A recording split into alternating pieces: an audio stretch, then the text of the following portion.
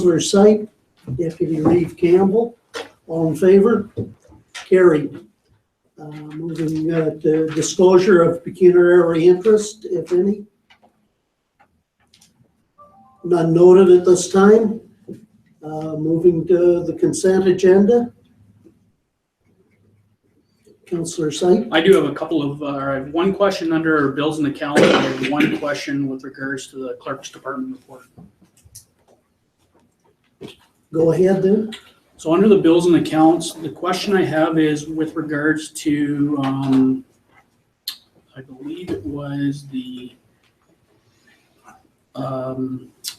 elevators. There was a question with regard, or a contract to Delta, or Delta Elevators. I'm just wondering, is this, is this a contract, like a 3 to 5 year, or is this an annual, like once a year that Delta's in? Are we in a locked in 5-year agreement, or is that just is it an annual fee?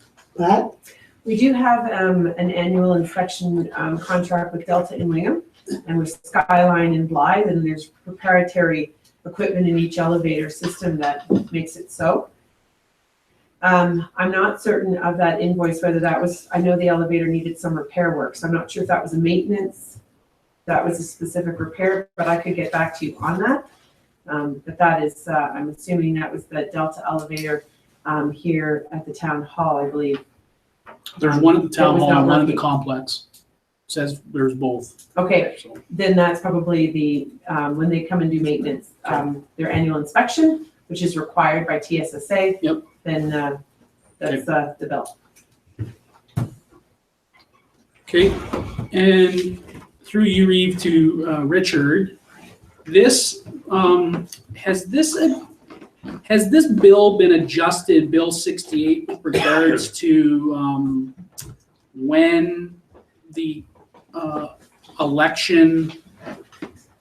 Because when I was at Roma, they had mentioned the election term was changing to November the 15th. So has the bill been changed since then, or what has changed that to go back to December the 1st? So it's December the 1st until the next term after the upcoming term. So the 2018 term will remain November 15th start date, and the 2022 term will go to the December, or sorry, reverse that, the other way around. The 2018 will be December 1st and 2022 will be November 15th.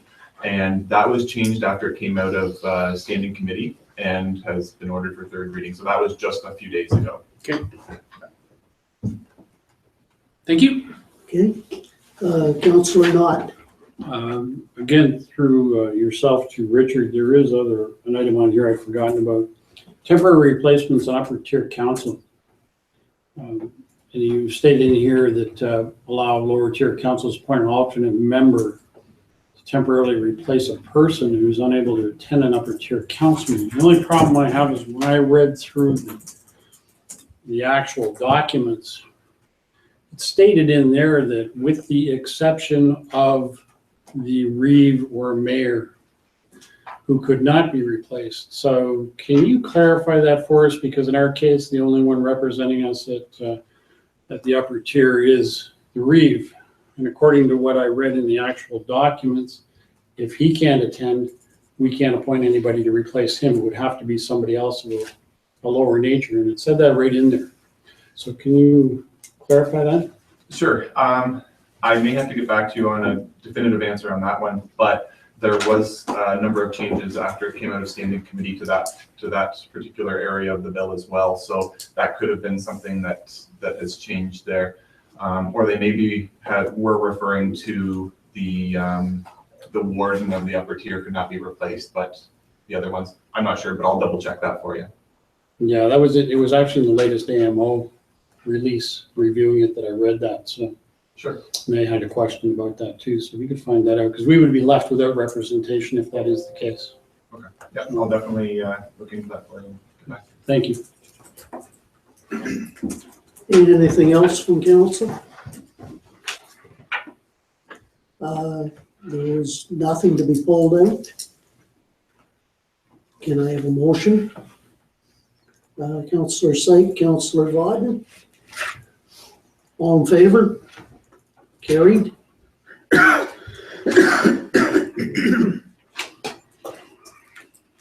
takes us to 6.1.1, election 2018, internet. Go to Richard. If there's any questions, Richard.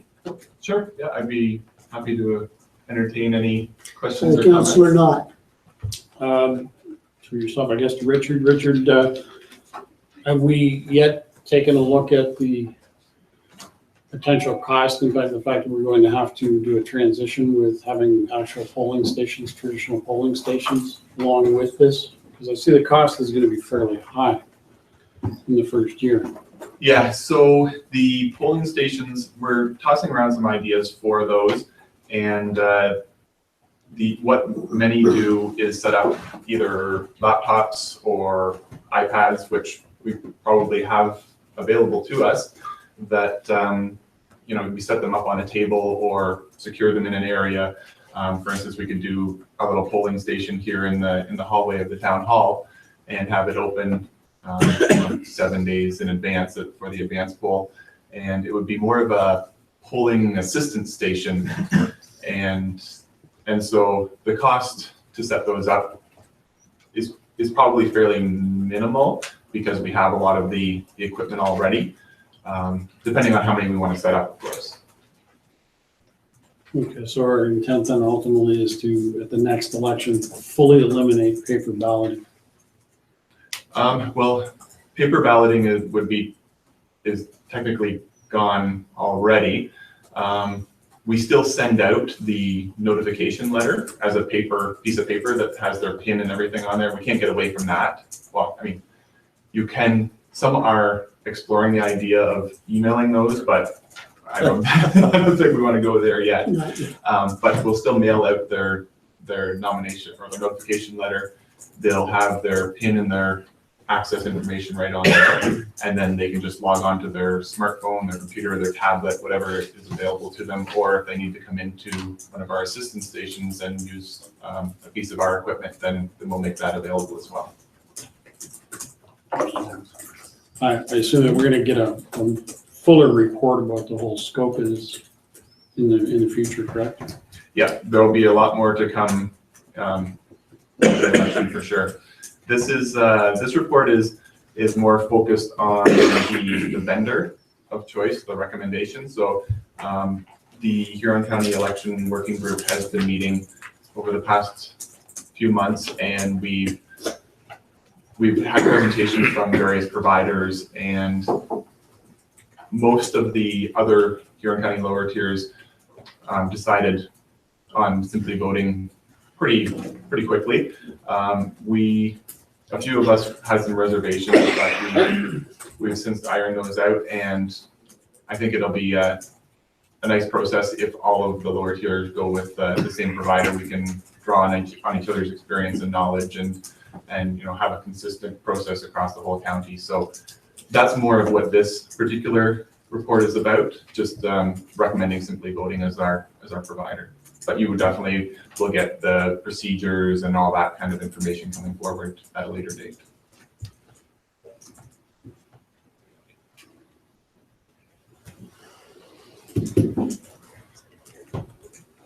Need a mover and a seconder for accepting this. I'll move it. Trevor and Yolanda. All in favor?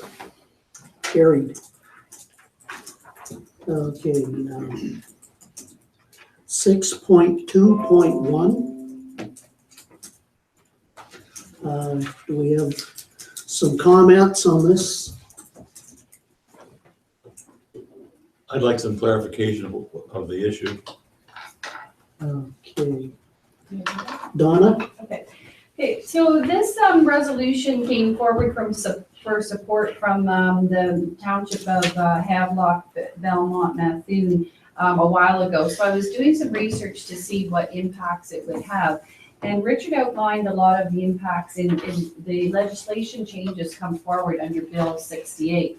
But the most notable impact to this legislation is the end to payments for tax sales out of court. So when a tax sale would go through, if there was an overpayment, so say for example, the taxes were 5,000, but someone bid 10, there would be an overpayment there.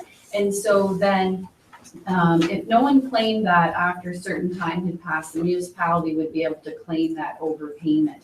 Now, with this new legislation, that's not the case.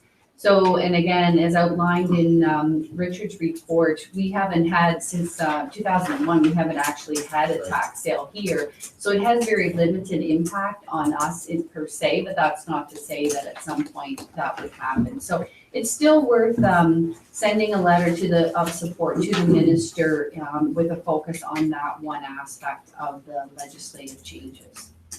And that's what I concentrated my research on. Further questions, or is somebody prepared to move? Councillor Knott, I'll make the motion that we send a letter of support. Councillor Hallahan seconds. All in favor of the motion? Carried. Okay, 6.2.2.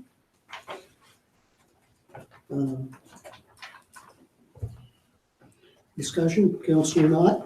I sent some questions with regard to the structure that, did they get addressed at all?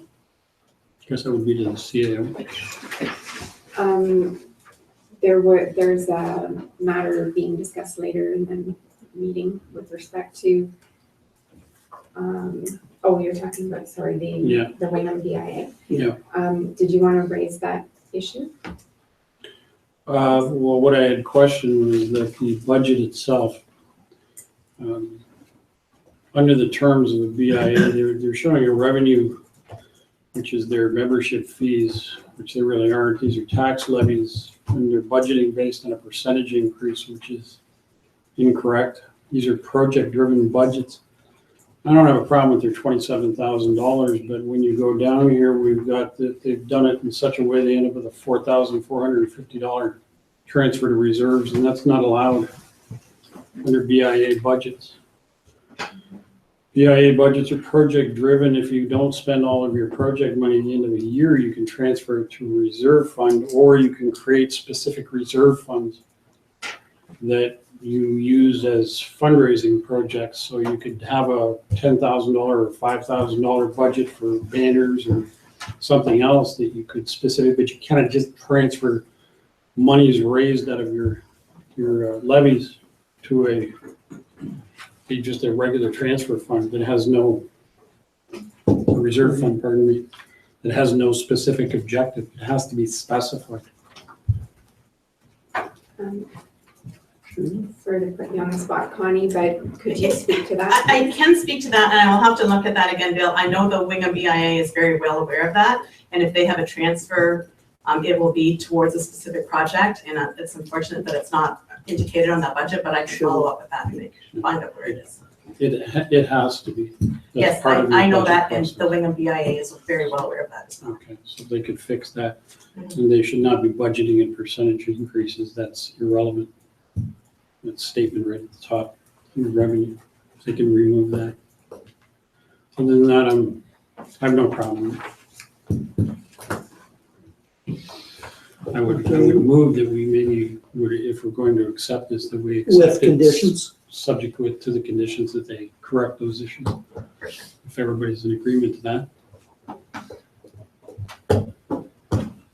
Okay, I'll accept that as a motion. Yeah. Do I have a seconder? Yolanda? Any further discussion? All in favor? Carried. Okay.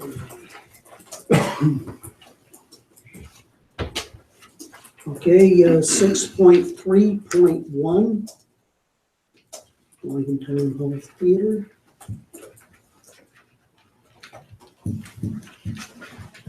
Is there discussion?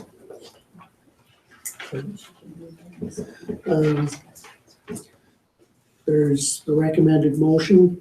Do I have a mover and a seconder? And Yolanda and Councillor Knott. Discussion now? Councillor Knott. My only discussion is to thank the Wingham Town Hall Theater Committee for all their work and the fact they did an excellent job in doing what they did. And I think it would be commended for all of their efforts.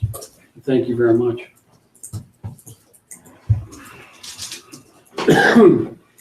Okay, Pat?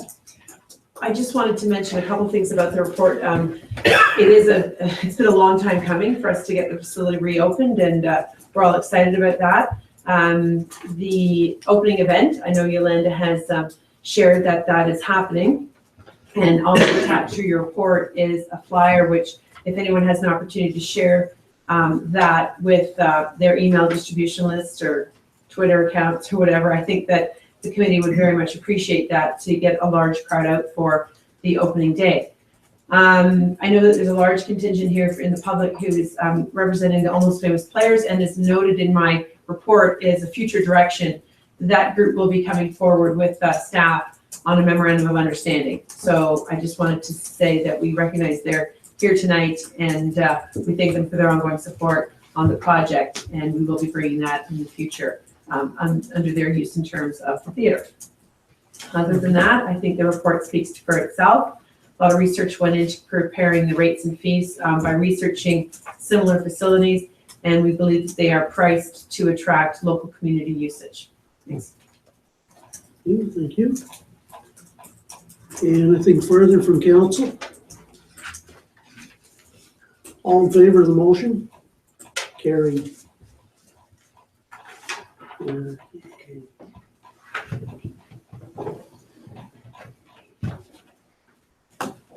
7.1. 6.7.1. Terms of reference. For music administrator. Councillor Seife, I'll move for discussion. seconder, please. Yolanda.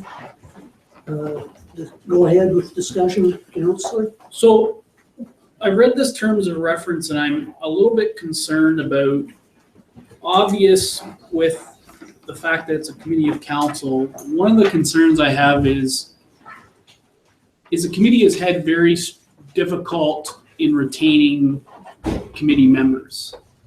And in reading this, if there is a requirement to help, like in just reading, I noted it from the minutes that were in the meeting. That wouldn't, if they had these terms of references, that meeting wouldn't have existed at all. So the question becomes is, with this potential terms of reference, which I believe is needed to understand the expectation, is the group going to be able to continue to succeed in moving things forward, or is it going to be one of these things where, oh crap, I've now missed 3 meetings because I can't get a quorum, and now I've got to ram it all together and figure out, or is it going to be backdoor meetings? Like, it's just a concern that I have if we're gonna, could we be in for a integrity commissioner or something to that effect, or closed door meeting, because those are issues that we're going to run into if these committees, committees of council are going to have this with the dwindling acceptance of committee members. Sharon. And others may want to chime in on this as well. Connie and Pat, we've had lengthy discussion on this, but there are very stringent requirements around committees of council. And that is because they have to meet the test of being a bona fide committee of council in order to receive our insurance. If they don't meet those tests and there's an incident with the event, the insurance company can look at that and say, you know what, they didn't follow this process. They were not a bona fide committee of council. They should not have been insured under this event. So we have an obligation as a municipality to ensure that they are meeting those requirements.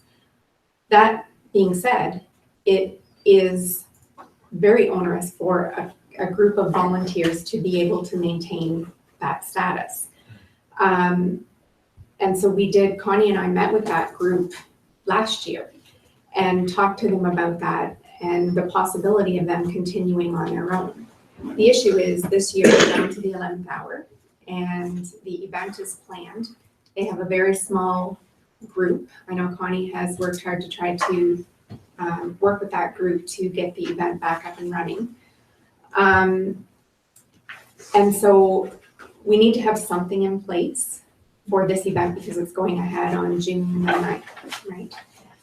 I would suggest that we really look at this in future years and determine whether this needs to be a committee of council. I know we've talked with Pat as well. We can investigate them getting their own insurance and operating at arm's length from the municipality. At this point in time, they have their own funds. They've been holding those funds, and to my knowledge, they are not included in our annual financial statement. In order to be a bona fide committee of council, we would have to be auditing those books and including them in our financial statements at the end of the year. Pardon me. So I think that we're sort of under the gun this year with respect to the timing of this event. But we certainly need to look at where we're going with this event in the future. They do have a significant pocket of money there that they're able to use up and move forward with this event this year. But I know Councillor Knott has expressed concern several times about quantifying the gives and gets that the municipality is supplying to various events. And as you can see in that report, there's a significant amount of staff time and resources being put into the event. We will be tracking that this year so that you're able to see how much township resources are being put into the event and can consider whether you as council wish it to continue as a municipally sanctioned event. Councillor Vaughn. So I'm not clear, what are you suggesting that this be accepted as a committee of council for the present or just left unofficial? I would suggest it for this year because the event is impending and we haven't sorted out the insurance issue. Did we get a price from BFL? I thought we might have at the 9th hour and I haven't Yes, heard we of did, this. we Okay. did. And they are looking at, as it stands, but it came in after the reports were due. Right. So it's probably about $2,000, but then somebody would need to be responsible for following up with every other person that steps foot on the park to have insurance in place as well. So I really would need to sit down and look at how that actually changes, whether or not, I mean, it's certainly something that can work out. It's not something that we could do in the next 2 weeks. It would have to have something that the committee would have to look at moving forward for next year.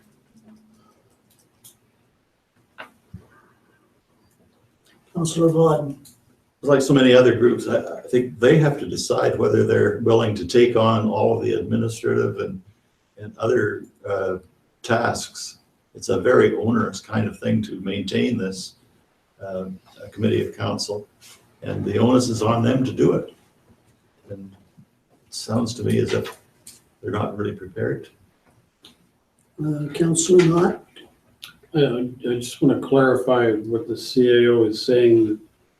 You're suggesting that we approve them for this year as a committee of council to eliminate the problems with the insurance, et cetera. Is that correct? Yes, and they would have to meet our requirements as a committee of council then. Just because of the timing, I really don't know how we're going to get around it at this point. And Connie, perhaps you could speak to resources, like the committee is quite a small group. It's a small group and it's a new group. So there has been a lot of, it's been a steep learning curve. As many of you know, there was a very experienced committee at the head of this crew for a very long time. This year, very, very new people. It's been a steep learning curve for them. I think that once they've pulled off this event, they will be in a better position to sit down and look at what the next step is and where they should go. We certainly have had talks with Sharon at the table about whether or not going forward it should be a committee of council, whether they should be standalone, but there are certainly some things that they have to work out. And like I say, they need to maybe do that after they've pulled off this event this year, and then they have time to do some strategic planning. Councillor Singh? So my concern is we've already motioned in a bylaw that says they're a community council. So I'm not sure what change, other than making them follow a kind of a clarity on what they're supposed to do and how they're supposed to do it, so we don't get into issues with all the other stuff. My question ultimately becomes, I think Councillor Vauden had mentioned about there is some ownership from the committee that needs to establish how they want to be represented by. There is gives and takes. Insurance is a big one. The municipality takes a lot of ownership in that insurance for that. But there's also some administrative stuff that they have to take, and I'm not sure, again, because of the new nature of the group, that has been relayed. But I can honestly say, as part of that group, when 10 years ago, we weren't doing it like this 10 years ago. So the conversation is I'm not really sure it's the expectation of that committee has ever been set out and determined like this terms of reference, so that they really didn't know. And that was prior to even being on council. So this is a new and a steep learning thing for everybody that wants to be a committee of council. And I think this, in my eye, I don't think changing whether they're a committee of council is the right approach right now. We've already bylawed them in. Let's get the event done, as they say, and let's reconvene in July or August when they can come back and say, they come back for a financial review or an annual assessment of the thing anyways in September. I think it usually is. Let's have the discussion then. To me, that's the most appropriate place for that, but. Sure. And then it will give you some time also, now that we're tracking expenses for the event, to analyze that and fully understand, what your output is towards that event, and sort of weigh that against the benefit to the community.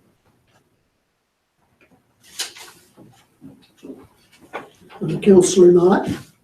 Is it possible to accept these terms of reference we've already approved them as a committee of council for this year, and that comes up for review anyway, each year anyway so considering the short time frame, though I do have issues with a couple of things in the terms of reference, I think that we should just proceed at this time. Accept the terms of reference for this year, and we'll review it after the festival and prior to next year and determine whether they'll continue as a committee of council at that time. And if they do, then we'll review the terms of reference at that point. So, I make the motion that we approve the terms as presented for the moment. We have a motion on the floor. Did we already do it? Okay. I moved it for discussion. No problem at all. Sorry, I missed that. I'll second the motion then. It's already done. Done? Oh, I'm sorry. Trevor and Yolanda. I'm reading too much stuff while he was talking. Any other discussion? No. All in favor of the motion? Carried. And 6.7.2, Wingham wayfinding signage. I'll move it. And Yolanda seconds. Any discussion? I do have a question about, so based on the assumption here is that the wayfinding signs will be paid for, will that remaining funds be kept in reserve for replacement of those signs? I'm hoping, but that's my assumption, but it doesn't say that in here. Mm-hmm. Yes? Or at council's direction. Well, I would amend whatever the motion says to that, to that the remaining funds be left in a reserve for replacement of the wayfinding signs. Can you clarify, those funds are currently in the reserve? in the Yes. reserve. They're in the reserve and they were in the budget though as a capital cost under the expense part, but offset by a transfer from reserves on the revenue side. So if the project is coming in under the 10,000, you will only withdraw from the required amount from the reserve and the rest will remain? No, what happens at year end is we have to take the whole amount out and then we pass that motion at the year end to put back what's the remaining. And they could give more direction at that time if they had any further data information. Pat, one. Pat, I just want to add to this that I think at this stage, what is being requested by the Economic Development Department is that the $7,606.90 be asked to be spent today. I don't want to speak to the remaining $2,400 just yet. We'll get them up. And then we may say, oh, we need another one here. Like until we get them up and see them. There's futuristic signs for also identifying the parks at the north end of town, like Riverside Park is this way with the trailer park and the splash park and the ball diamonds. And this is not all of that is not inside this whole design yet. So we may be coming back with part 2 for the rest of that remaining funds. If that's fair. Fair, I think that's potentially what could be happening. So at this point, we're just asking to spend what is on this quote for now and permission to put these signs up as proposed. Councillor Vauden, I just want to make a comment about the experience that we had in Blythe with signage. We thought of these signs as being a help to visitors so they could find things.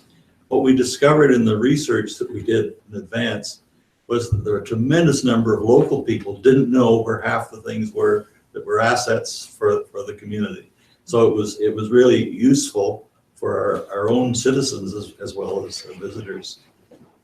We never thought of that. Councillor Knott, I just back to Councillor Seep's question.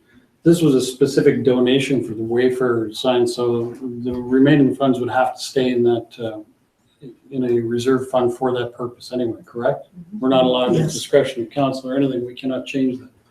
So they would remain. Councillor Sykes. So my concern was it was for signage. So there's lots of different signage around, wayfinding or not.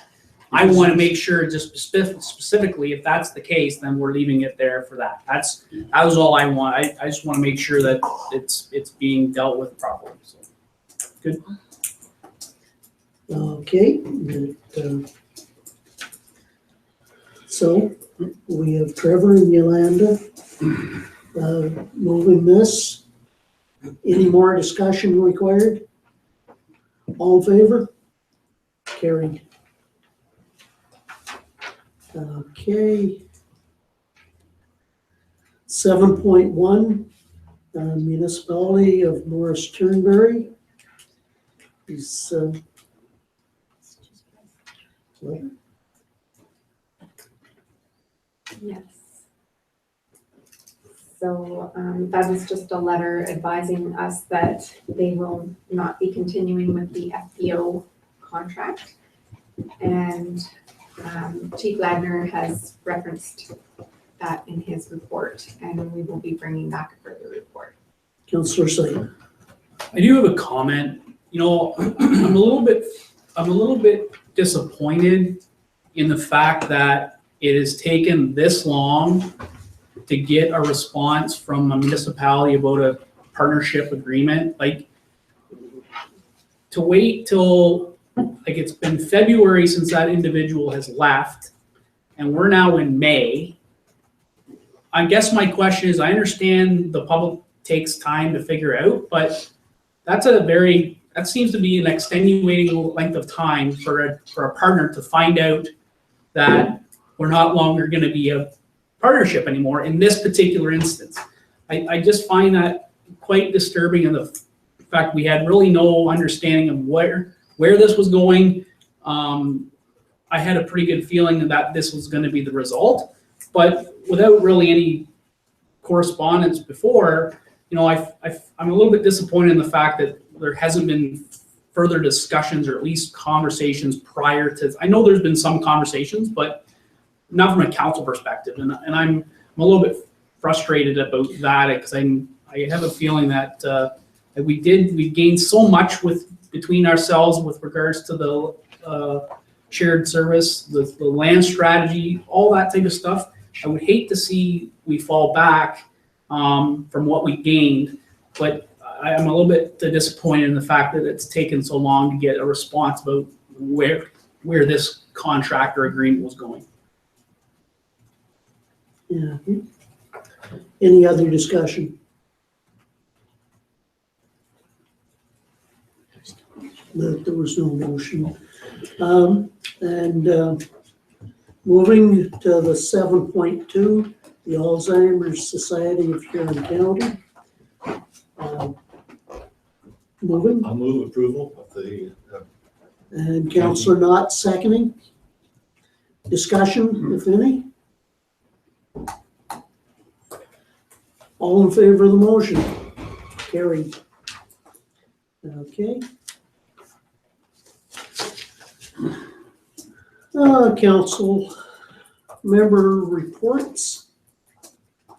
That it seemed like a busy day yesterday.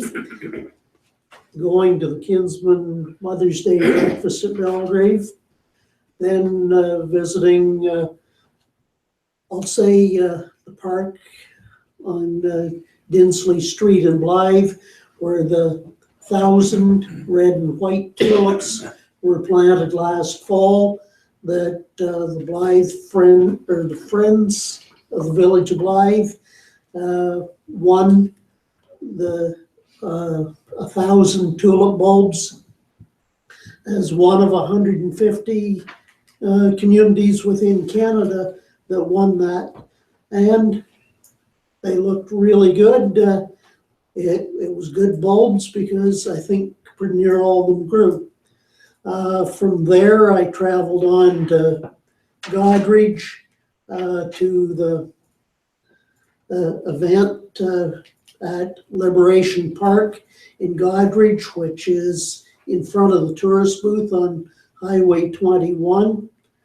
And the fountain there, as to the Dutch-Canadian Liaison Committee arranged to have Princess Marguerite and her husband there, and it was a very nice ceremony.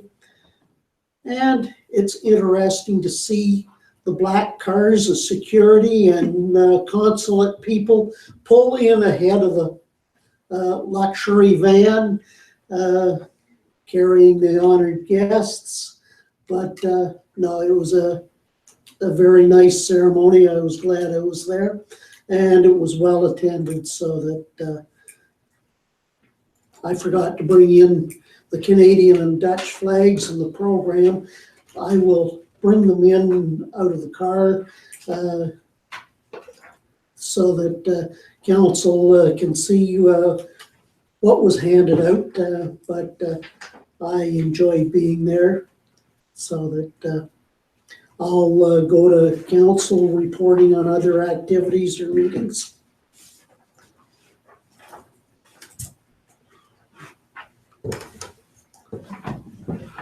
Okay, moving through that. No notice of motion. Oh, there's a request by members, 8.3.1, Councillor Sype. Please go ahead. So yes, Reva, just wanted to bring up, I really don't want it, there isn't really any discussion.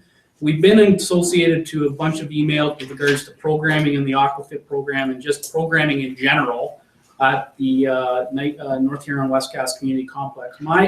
My question was to Pat, and we talked a little bit today, but I wanted to bring it here because I wanted council to make the decision. I don't want, Pat shouldn't be taking direction from anybody other than here. So the conversation is, you know, we have membership fees, full membership fees, whatever the membership fees are. Those fees encompass a request or requirement of the program. So we offer 11 programs or whatever we are offering. there's a cost associated to those programs, and there's also revenue associated to those memberships. My concern is, from a standpoint of programming change, is what are we offering? Are we changing the offering at a membership rate because of cancellation of programs because of attendance?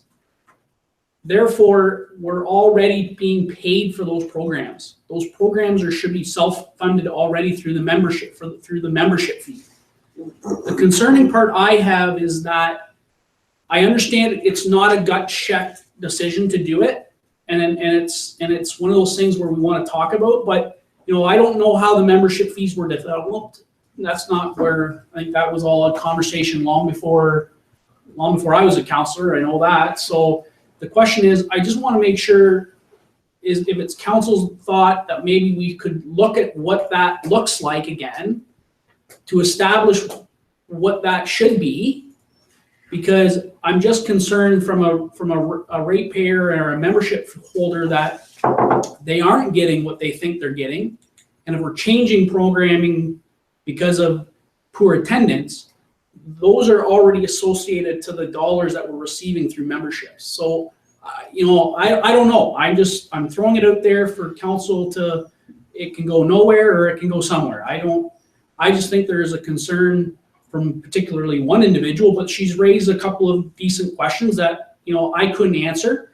And it's established on what is our platform for those memberships.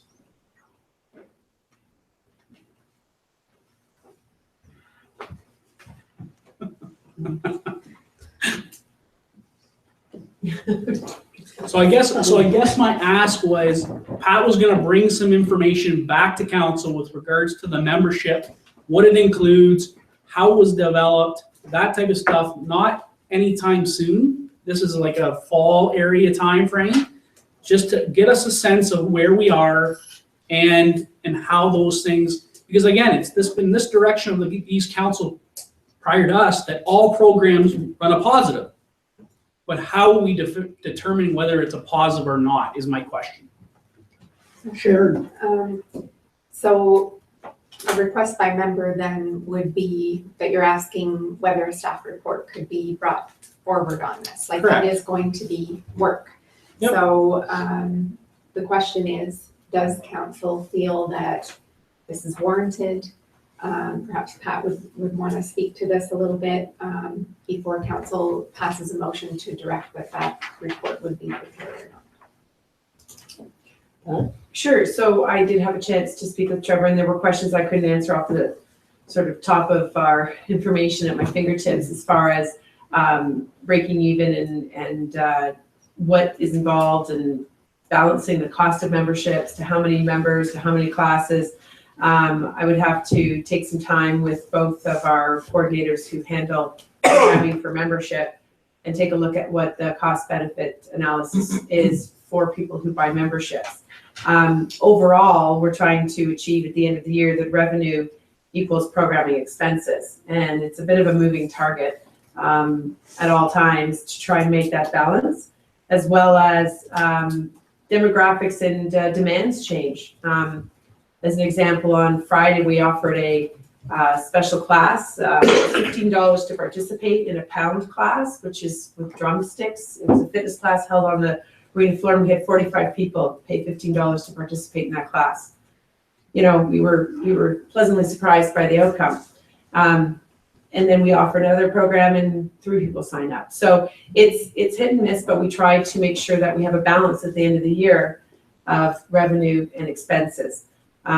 If council wants additional information brought back on sort of where we're sitting right now as far as our membership costs, what's offered in a membership, how has that changed, we can do that. But it does require some work to pull that data together. Councillor Vaughn. One thing I was interested in when reading that correspondence was what does a membership buy? Is it a contract? Is it a contract for general use of the facility? Or does it include specific contract that this service will be available to me because I have this membership? That's the kind of thing that I think we need to, I would need to look at it. You may already have the answer. I don't know. Go ahead. I would be hesitant to answer too much detail off the top of my head. We have a variety of types of memberships, and that's where it gets challenging to assess. So when you come to a municipal recreation center, we offer an a la carte menu. In other words, if you just want to lane swim, you can buy a membership just to lane swim. If you want to use everything at the facility, you buy a complete membership and everything is included. And so the revenues of those types of memberships are then split by the different areas which support activities for that membership. Certain activities at the facility are included in your membership and others are not. And if you want to upscale to join a specialty class, as a member you get a discount to do that, but it is not included in your program. So it's always a bit of a moving target depending on what the offerings and what people are interested in. If we have to bring a specialty instructor or train someone specially to teach a special kind of class, then you're gonna have to pay an upcharge for that.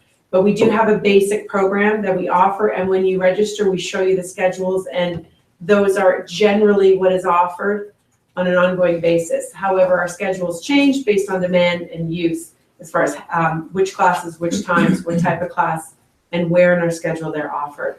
So for me, I would have to go back and sort of take an account of how many classes are offered and not. In the fitness center, I know it's so many hours of classes. Sometimes they're split into half and half, sometimes they're hour, 45-minute.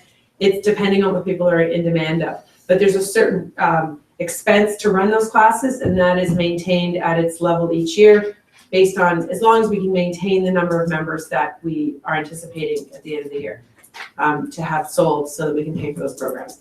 So it's a complicated formula. If council is wanting that data, we absolutely put that together. Thanks. Yep.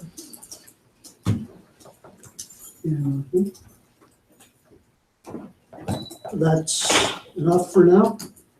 I'll move the report. If I can get a seconder, if not, then it'll die. Okay.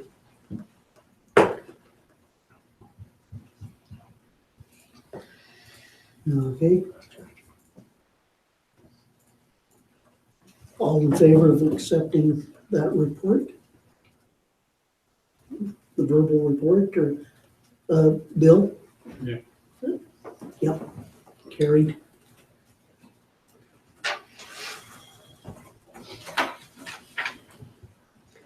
Okay. Okay, looking at, no more some motion.